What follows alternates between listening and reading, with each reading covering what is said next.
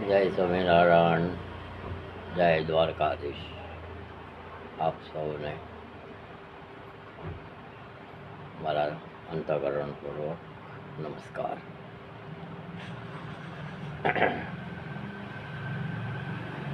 છેલ્લા 1 મહિનાથી આપ સૌ સમક્ષ ધાર્મિક વાતો કરી છે. છેલ્લે ગઈકાલે ગુરુ પૂર્ણિમા પવિત્ર પર્વની, એના મહત્ત્વની પણ આપણે વાત કરી.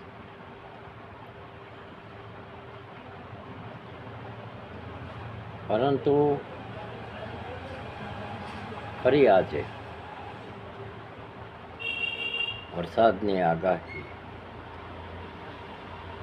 અને 4-5 સિસ્ટમ વરસાદની સક્રિય થઈ રહી છે.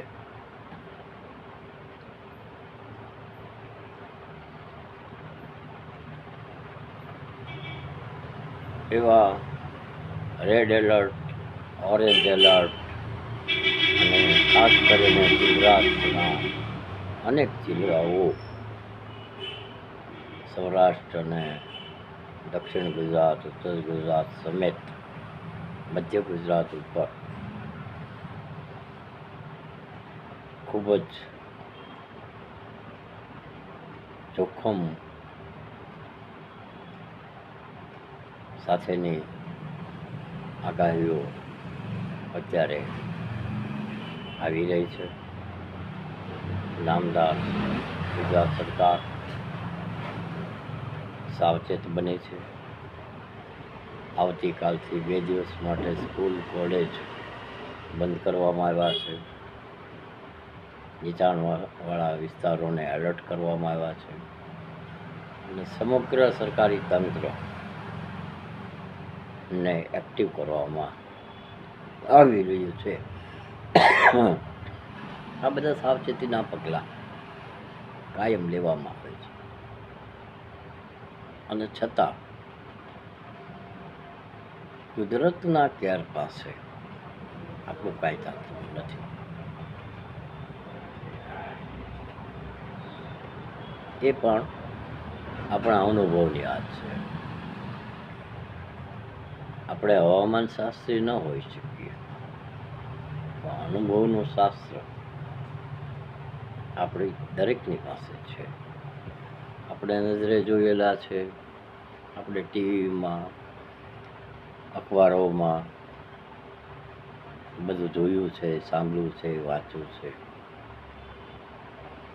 અને અનુભવ્યું પણ છે.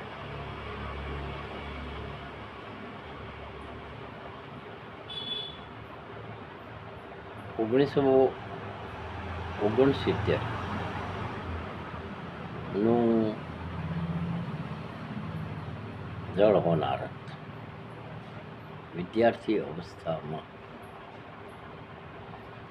કે રેલવે ટ્રેકના પાટા ઉખેડી નાખ્યા હોય, એ વખતે વીજળીના થાંભલાઓ પડી ગયા હોય, રોડો ધોવાઈ ગયા હોય, પુલો તૂટી ગયા હોય, 50-55 વર્ષ પહેલાં પણ છે જોયું અને આજે પણ એ જ જોવા મળે છે. એક સરખો અનુભવ. ત્યારે પણ ગામ તણાઈ જતા હતા, લોકો તણાઈ જતા હતા, જાનમાલને નુકસાન થતું હતું. અને આજે આપણે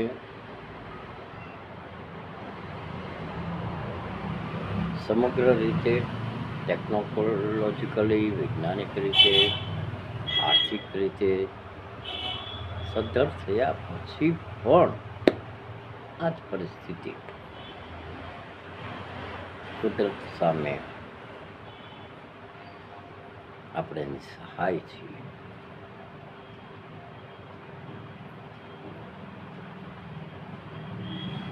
ક્યાંક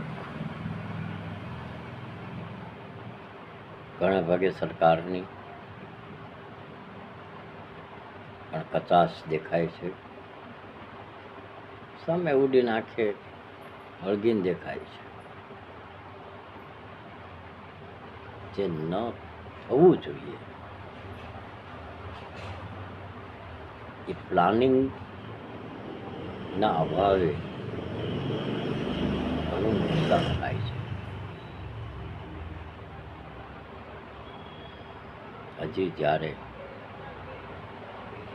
આપણે ગામડાઓમાં વસીએ છીએ, આપણા લોકો ઝૂંપડાઓમાં જીવે છે, ખેતી પ્રધાન દેશ છે, એટલે ખેતરે ખેતમજૂરો કોઈ પણ જાતના આવાસ સુવિધા વગર જીવે છે. ખરેખર આ લોકો જ ફિલ્ડ વર્કરો જ આ દેશને ઘડી રહ્યા છે, એ પણ હકીકત છે. છતાં સરકારી તંત્ર કેટલીક જગ્યાએ પહોંચી શકે તો પ્રી પ્લાન હોય તો જ બચાવ થઈ શકે. તેવું કે અમદાવાદ જેવા મુંબઈ, દિલ્હી જેવા મોટા સિટીમાં જે પ્રી પ્લાનિંગ 25 વર્ષ અગાઉનું પ્લાનિંગ થાય છે. હું એમ માનું છું, આપ સૌ પણ માનતા જ છો, કે પાણીનો રસ્તો રોકી શકાય નહીં, અને રોક્યો હોય, પાણીનો રસ્તો બંધ થયો હોય તો ચોમાસાના અતિ વરસાદમાં નુકસાન 1000% થાય જ. ત્યારે આવતા 2-4 દિવસ આપણા માટે ચિંતાજનક તો છે જ. આપણે ભલે સલામત હોઈએ, પણ આમ જનતાની સાથે આપણા આવન જવાના વ્યવહારને લીધે આપણી સલામતીની પણ આપણને ચિંતા રહે છે. કામકાજ તો દરેકને કરવું જ પડે છે. બાળકોને ભણતર માટે, લોકોને વ્યવસાય માટે તો જવું જ પડે છે. દાખલા તરીકે આજે આ ગંભીર ચેતવણીઓને લીધે સરકારી કર્મચારીઓને હેડક્વાર્ટર નહીં છોડવા, નોકરી ઉપર હાજર રહેવા આદેશો થાય, પણ છેવટે તો એમને આ વરસાદ અને પાણીની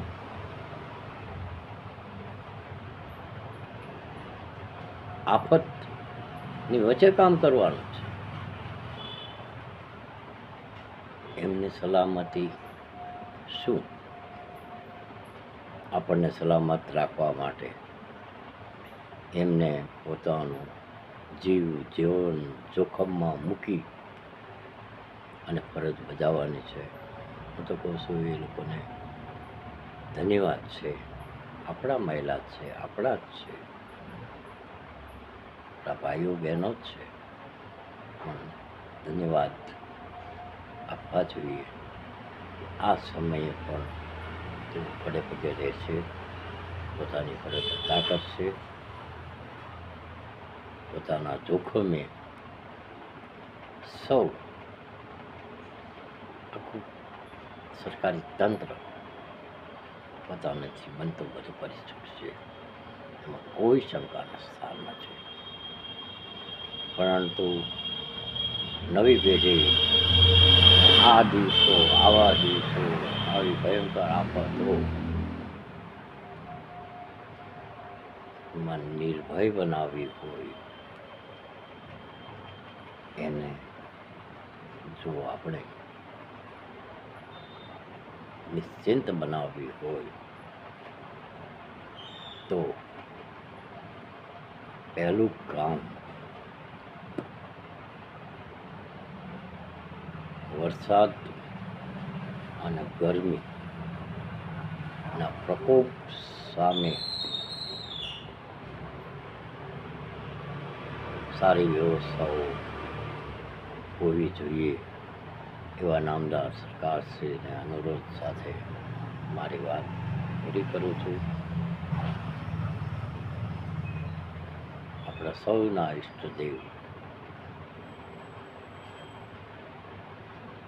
શક્તિઓ, દેવી શક્તિઓ સૌને રક્ષણ કરે, રક્ષા કરે. વરસાદ ભલે વરસે, પાણી ભલે ભરપૂર વહે, પણ કોઈ જાનહાનિ ન થાય એવી પ્રભુ પાસે પ્રાર્થના સાથે જય દ્વારકાધીશ, જય સ્વામિનારાયણ.